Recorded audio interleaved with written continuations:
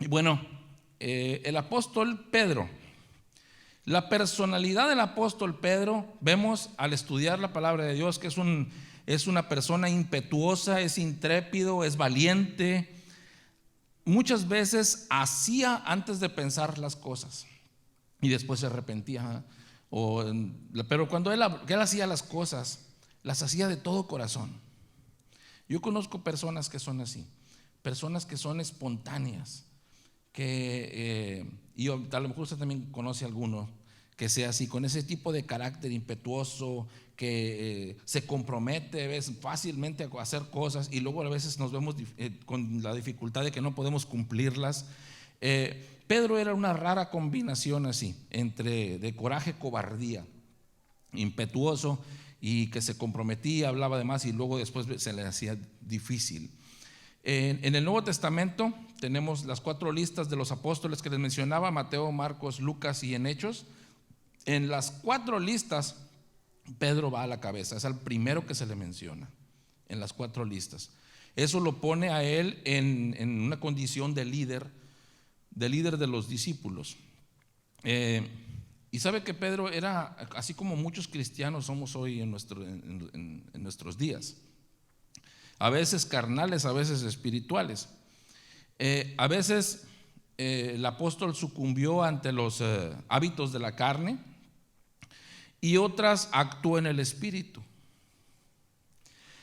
A veces fue pecador y a veces actuaba como un hombre justo. Este hombre, el apóstol Pedro, vacilante a veces era Simón y a veces Pedro, era el líder de los 12. Se le considera como el líder de los 12 discípulos. Y yo me pregunto, hay un libro que se llama 12 hombres comunes y corrientes. Si usted estudia la vida de los discípulos, incluyendo al apóstol Pablo, que se contaría un poco aparte, pero la vida de los 12 discípulos, usted va a notar que eran hombres del pueblo, hombres comunes y corrientes, con trabajos, muchos de ellos, 6 de ellos al menos eran pescadores. El ser pescador era una profesión dura, era una profesión difícil.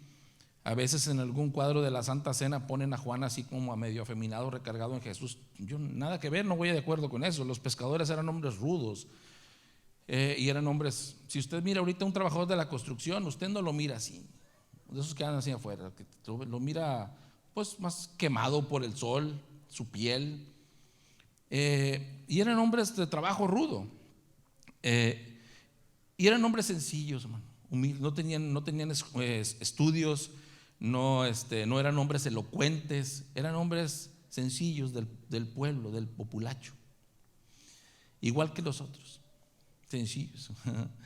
Aunque alguno de ustedes va a decir: no, hermano, yo no soy sencillo, antes muerto. No. Pero estos hombres eran sencillos, eran de clase humilde.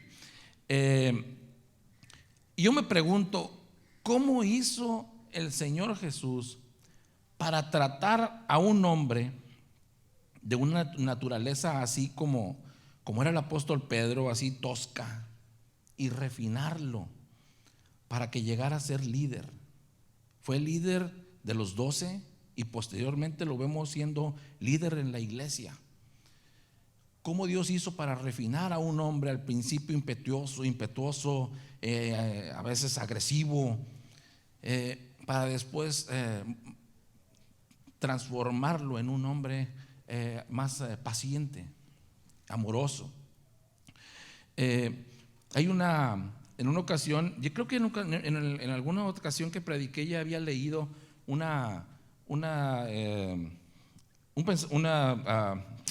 ¿cómo se dice?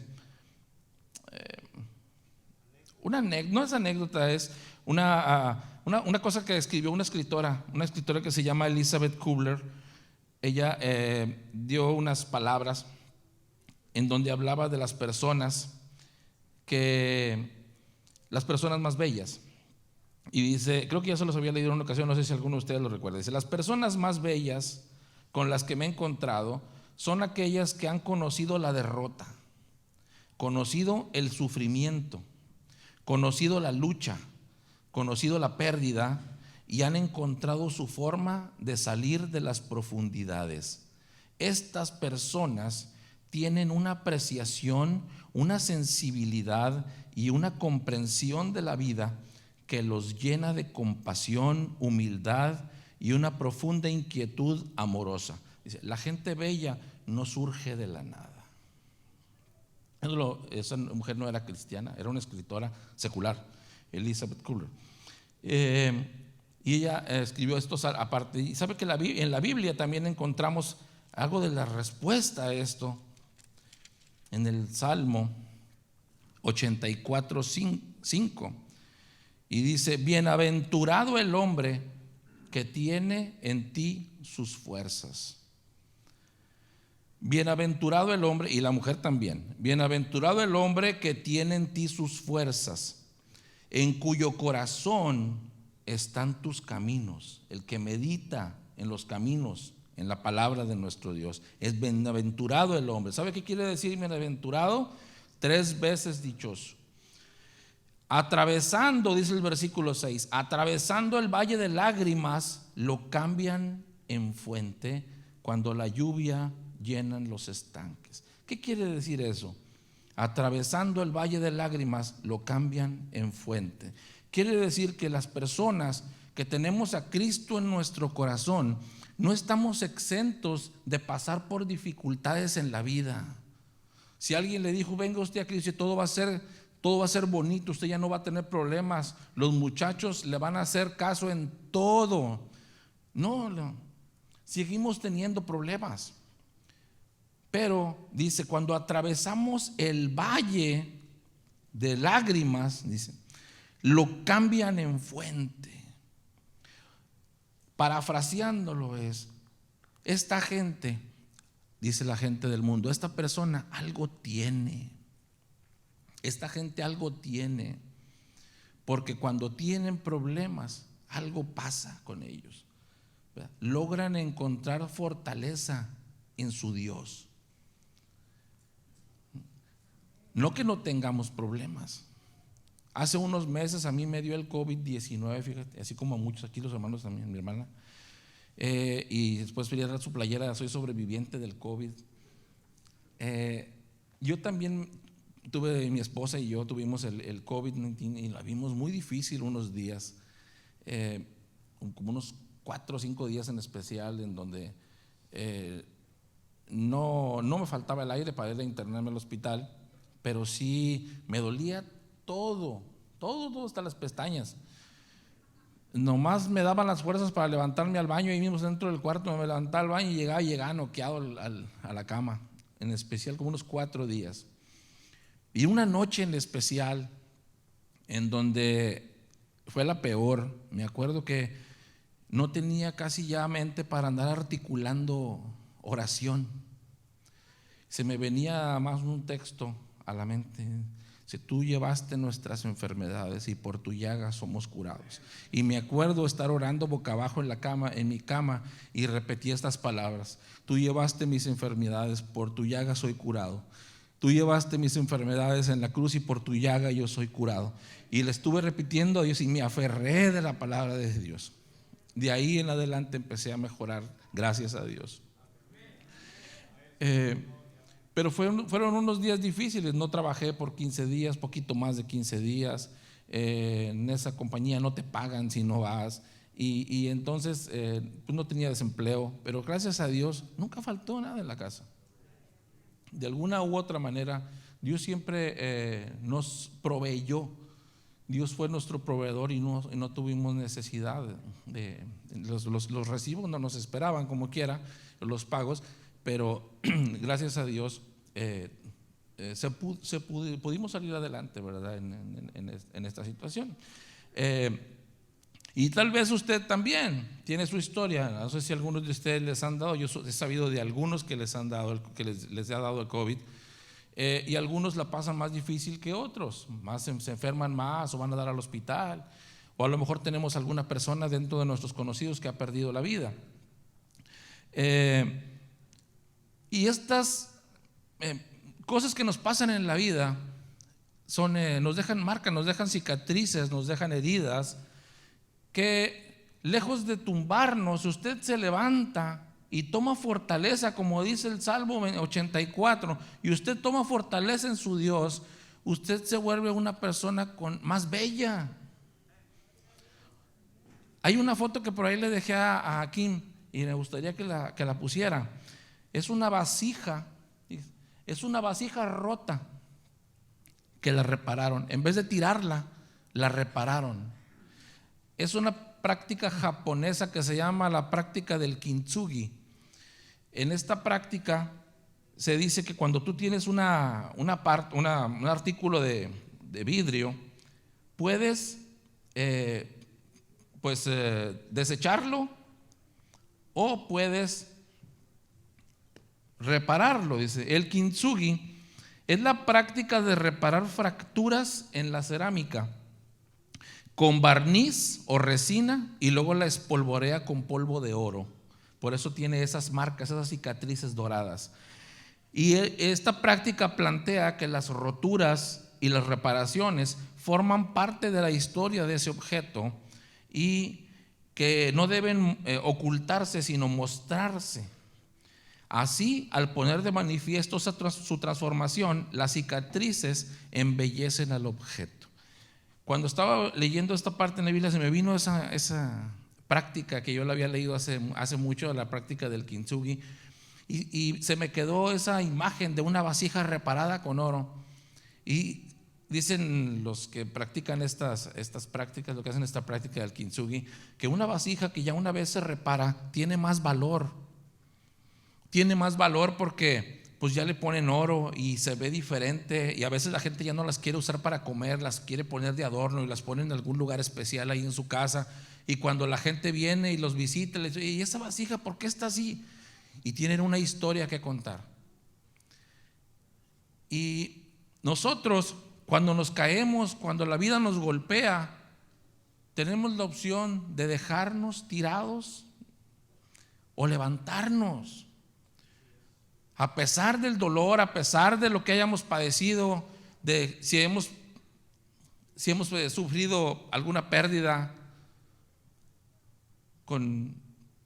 ya sea con el COVID, económica, en cualquier pérdida. Si usted se levanta y agarra fortaleza en su Dios, no se va a desaparecer eso de su vida. Ahí va a estar. Es una herida que tienen. Hay una predicación que tengo todavía pendiente de hacerla, no la he hecho.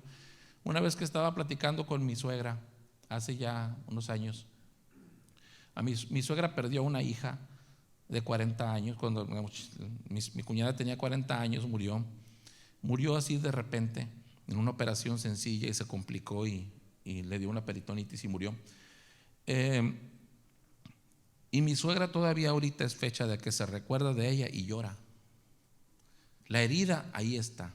Y una vez yo platicando con ella le dije que ¿cómo diría ella que es la muerte de un hijo? ¿Usted cree que se pueda llegar a superar la muerte de un hijo?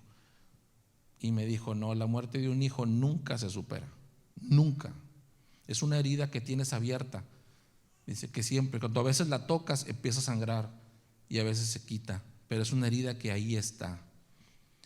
Y dice, son dolores que uno lleva. Y en otra ocasión, hablando con ella, esa misma vez que estaba hablando con ella, me dijo que estaba recordándose a su hija, hizo una expresión que dijo: ay, Dios mío, gritó. Y le dije yo: ¿qué le duele, Conchita? Se llama Conchita. Y me dice: me duele el alma. Y cuando dijo esa frase, me duele el alma, dije yo: voy a escribir un día una predicación que se llame Los dolores del alma. Todavía no la escribo, hermano. A lo mejor me gana el pastor. Los dolores del alma. ¿Cuándo te duele el alma, hermano? Y si nosotros tenemos, les decía entonces, la fortaleza de levantarnos, nos podemos convertir en algo hermoso, en algo bello. La historia de Pedro es una historia de perdón, una historia de un hombre que falló, pero también una historia de restitución. Ustedes van a ver al final por qué. Vamos a hacer un poquito de historia. Me gustaría, si usted trae su Biblia, vámonos rápidamente al libro de Marcos, en el capítulo 14. Marcos 14, y vamos a leer del versículo 12 en adelante, del 12 al 17. ¿Ya lo tiene? Marcos 14, del 12 al 17 dice: el primer día de la fiesta de los panes sin levadura, cuando sacrificaban el cordero de la Pascua, sus discípulos le dijeron: ¿dónde quieres que vayamos a preparar para que comas la Pascua? Y envió 2 de sus discípulos y les dijo: id a la ciudad y os saldrá al encuentro un hombre que lleva un cántaro de agua, seguidle. Y donde entrare, decidle al señor de la casa: el maestro dice, ¿dónde está el aposento donde he de comer la Pascua con mis discípulos? Y él os mostrará un gran aposento alto, ya dispuesto, preparado para nosotros allí. Fíjese lo que les dijo Jesús. Y fueron sus discípulos, ¿y qué dice? Y entraron en la ciudad y hallaron como les había dicho. Lo que usted, para que vea con quién está tratando, hermano. Está tratando con Jesús, que es Dios. Y cuando llegó la noche, vino él con los 12. De ahí nos vamos a brincar al versículo 26, donde Jesús anuncia la negación de Pedro. Dice: cuando hubieron cantado el himno, ya después de comer, salieron al monte de los olivos. Entonces Jesús les dijo: todos os escandalizaréis de mí esta noche, porque escrito está: heriré al pastor y las ovejas serán dispersadas. Pero después que haya resucitado, iré delante de vosotros a Galilea. Entonces Pedro le dijo: aunque todos se escandalicen, aunque todos te dejen, yo no. Y le dijo Jesús en otro de los evangelios, le dice: aunque todos estos, refiriéndose a los otros discípulos, aunque todos estos te dejaren, yo no te voy a dejar, le dijo Pedro. Y le dijo Jesús: de cierto te digo que tú hoy en esta noche, antes que el gallo haya cantado 2 veces, me negarás 3. Mas él con mayor insistencia decía: si me fuera necesario morir contigo, no te negaré. No malentendamos al apóstol Pedro. Él era una persona que hablaba de corazón. Lo que estaba diciendo, lo estaba diciendo de corazón. No era hipócrita. Uno de los problemas que vemos en la historia que acabamos de leer es que nosotros vemos a un Pedro con excesiva confianza en sí mismo. Inclusive es uno de los problemas que a veces tenemos en el liderazgo, en la iglesia. Las personas que tenemos demasiada confianza en nuestras capacidades, y se nos olvida que dependemos de Dios.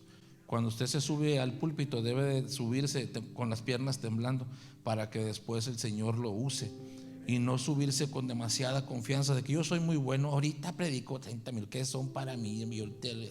No, hermano, no. Tenemos que tomar el lugar y darle el respeto que se merece, y no perder la seriedad que debe tener el púlpito, empezando por todos los que ministran en este púlpito. En algún momento se ha perdido.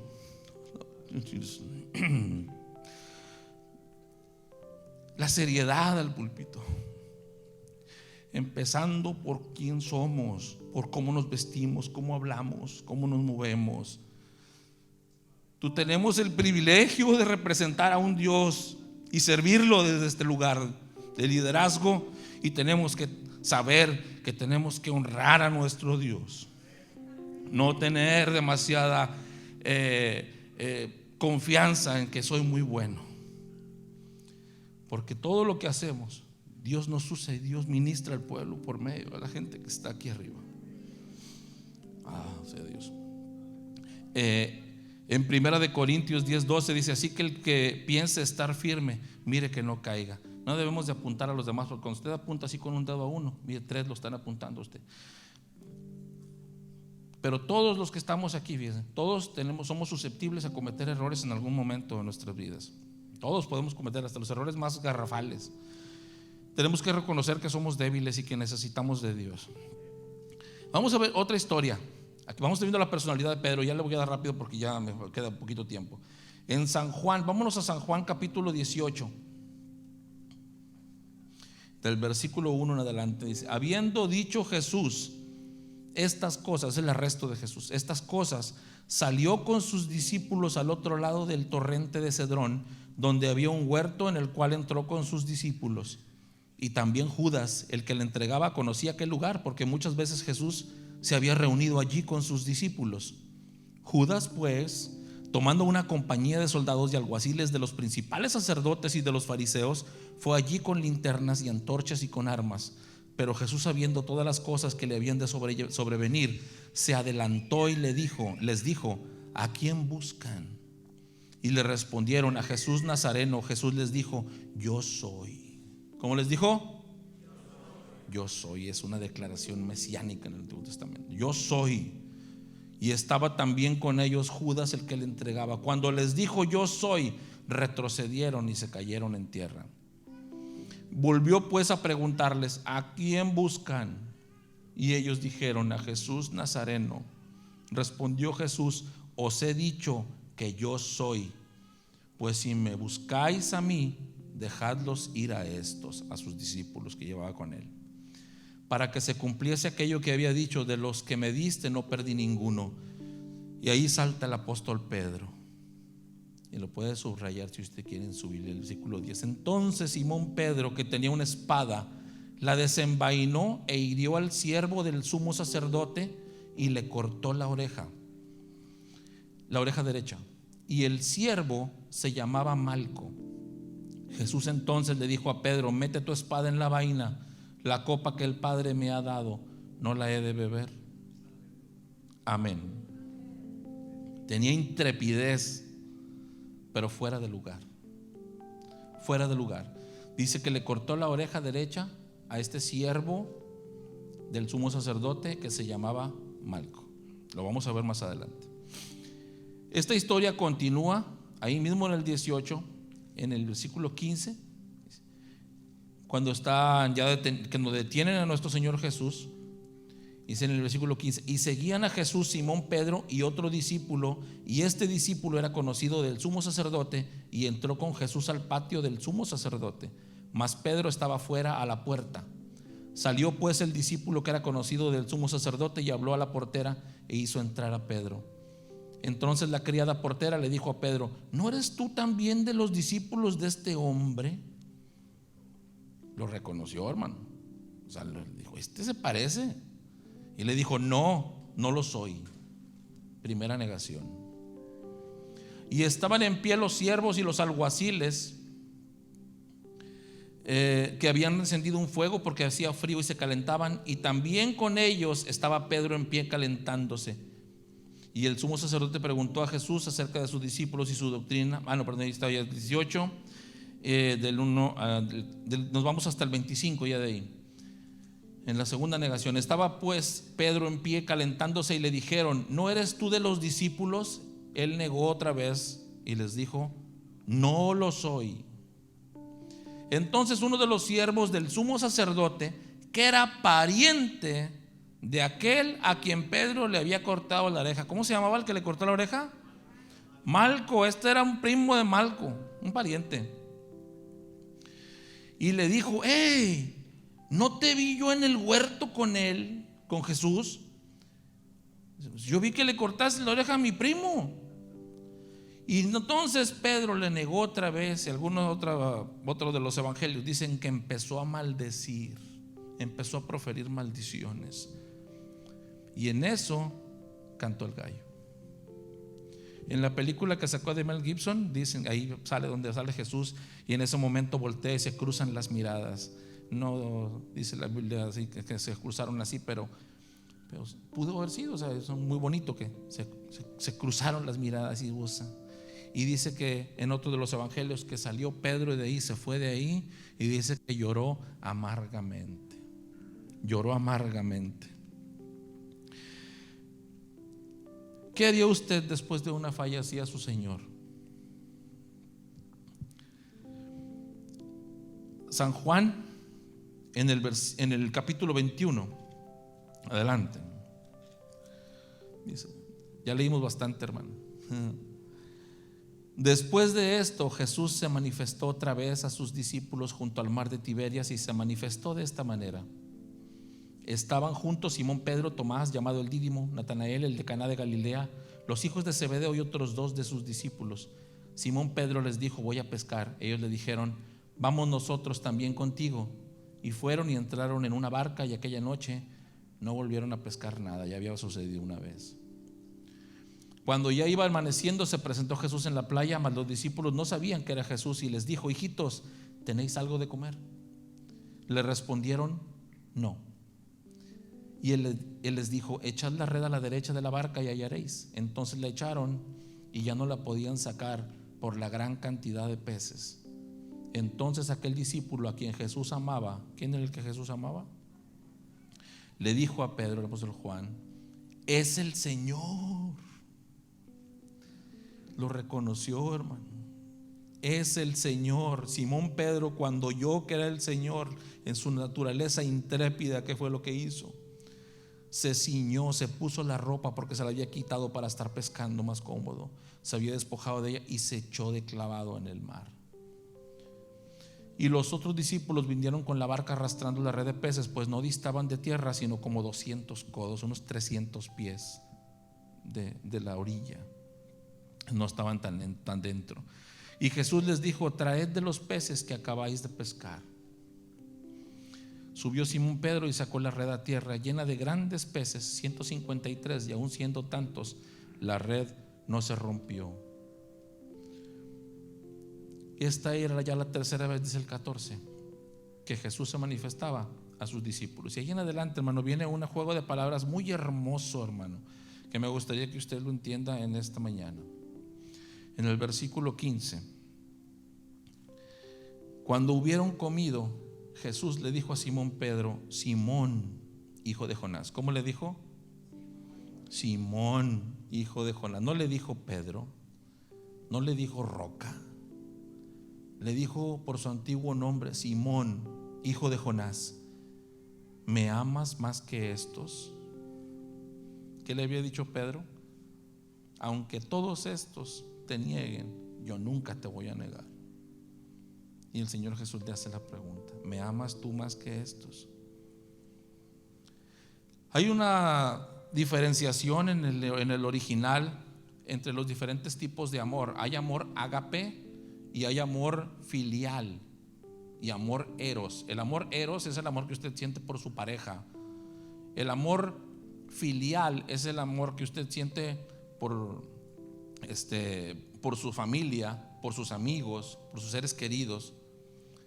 Y el amor ágape es el amor de Dios, el amor sacrificial de nuestro Dios, que se puede comparar, algunos han comparado un poco con el amor de una buena madre por sus hijos. En este juego de palabras que está, Jesús le dice a Pedro: Simón, hijo de Jonás, ¿me amas más que esto? Pero le dice la palabra, le usa la palabra de amor ágape. ¿Me amas con ese amor sacrificial, Pedro? Capaz de dar la vida por mí. Porque Pedro se lo había dicho: hasta aunque me muera, no te voy a negar, no te voy a dejar. ¿Me amas con ese amor sacrificial, ágape? Y el apóstol Pedro le respondió: sí, Señor, tú sabes que te amo. Pero utilizó la palabra, el contexto de filos. O sea, en otras palabras se los voy a decir para que entiendan cómo estuvo el juego de palabras. Jesús le dice: Pedro, ¿me amas con ese amor sacrificial, ese amor, esa entrega, capaz de dar la vida por mí? Y el apóstol Pedro le dice: Señor, me agradas, te estimo. Y el Señor le dice: apacienta mis corderos. Volvió a decirle la segunda vez: Simón, hijo de Jonás, ¿me amas con amor filial, con amor ágape, con amor de entrega? ¿Estarías dispuesto a entregar tu vida por mí? ¿Me amas? ¿Eres con ese tipo de amor ágape? Pedro, ¿me amas? Y Pedro le vuelve a responder: Señor, yo te estimo. Se sentía mal ese hombre, hermano, le había fallado, le había negado. O sea, estaba espiritualmente mal. Le dijo la tercera vez: Simón, hijo de Jonás, entonces me estimas. Entonces Ya no pudo aguantar Pedro y le dijo: Señor, tú lo sabes todo. Tú sabes que yo nada más te estimo. Yo no tengo la capacidad de amarte con ese tipo de amor sacrificial con el que tú me amas a mí. Yo no tengo esa fuerza para poder amarte. Y el Señor le vuelve a decir: apacienta mis ovejas.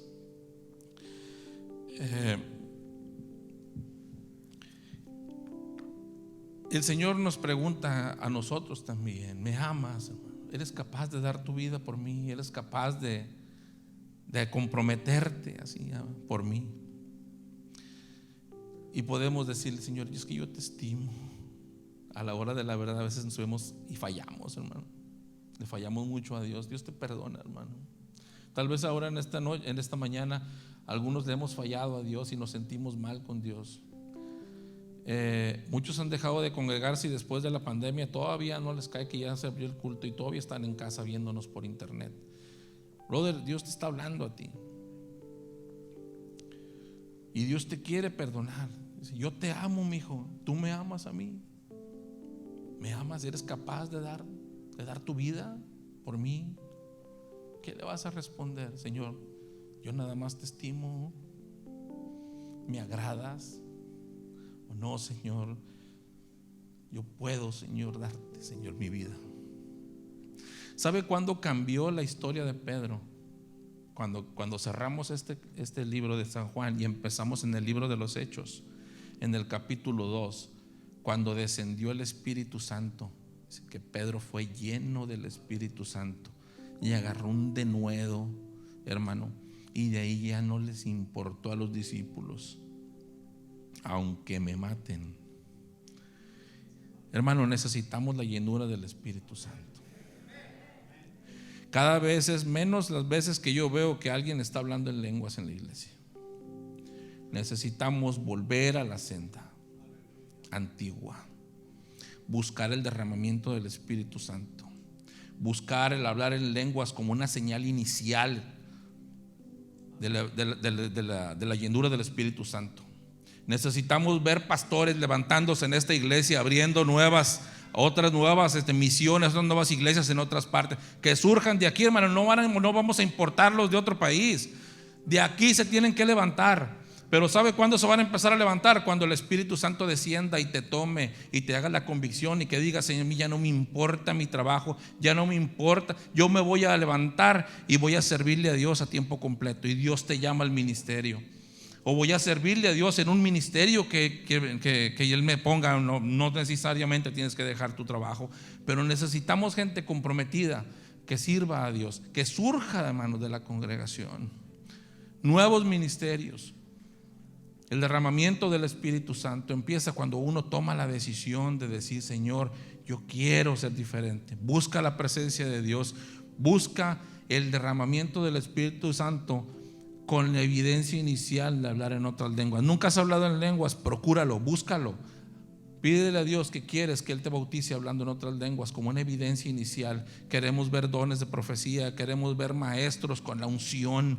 Cuando vemos un maestro tan lindo que predica como el hermano Raúl, nos llenamos, nos gozamos. Hermano, pero tú puedes ser otro igual. Levántate, toma la decisión, estudia. Te va a tomar tu tiempo, porque eso no viene por el Espíritu Santo. Tienes que aprender, tienes que leer, tienes que prepararte, tienes que practicar. Muchas veces te vas a caer, te van a criticar, pero es parte del crecimiento.